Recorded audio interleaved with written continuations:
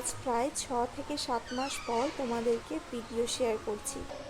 আজ ছিল ভাইফোঁটা, যার কারণে মনটা একটু বেশিই খারাপ ছিল। সকাল থেকে আগের বছরের কথা ভাবতে ভাবতে মনটা আরও বেশি খারাপ হচ্ছিল। তোমাদের সাথে তো আগের বছরের ভিডিওগুলো আমি শেয়ারই করেছিলাম যে আমি কতটা বেশি আনন্দে ছিলাম। তো এই বছর তার এক গুণও হতে পারলাম না, কারণ এবছর আমি বাড়িতেই নেই। বাড়ির মানুষগুলোর থেকেই অনেকটা দূরে রয়েছি।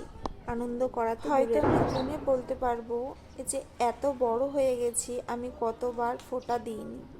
হ্যাঁ, বিশেষ কোনো কারণ ছাড়া আমি ফোঁটা রাখি কোনো সময় বন্ধ করিনি। আগের বছর যেহেতু বিয়ের পর আমার প্রথম ভাইফোঁটা ছিল, তো সেই দিনটা আমি খুবই আনন্দ করেছিলাম।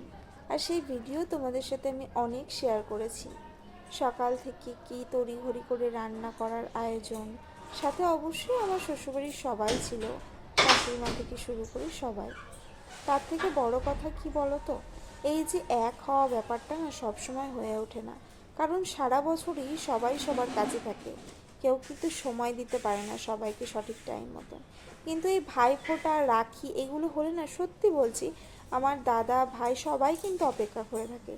যেমন আমি কষ্টে আছি, হয়তো তারাও কষ্টেই রয়েছে। এবছরে না করলাম দুর্গা পুজোয় আনন্দ, না করলাম কালী পুজোয় আনন্দ, না করলাম ফোঁটায় আনন্দ।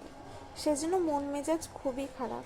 আসলে কি বলো তো, নিজেদের মানুষ ছাড়া না কখনো আনন্দ করা সম্ভব নয়।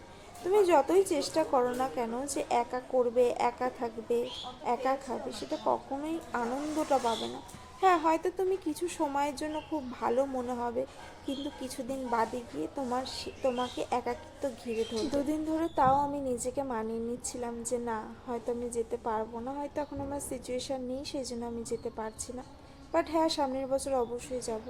তবে কাল রাতে যখন বড় ভাই ফোন করলো না, তখন মনটা আরও বেশি খারাপ হয়ে গেল, জানো তো। মনে হচ্ছিল যেন ছুটে চলে যায়, কিন্তু উপায় নেই। কিন্তু আশা করি আর সামনের বছর সমস্তটাই আমি ঠিক করে নিতে পারবো। তো আমার ভিডিওগুলো কেমন লাগলো অবশ্যই জানিও।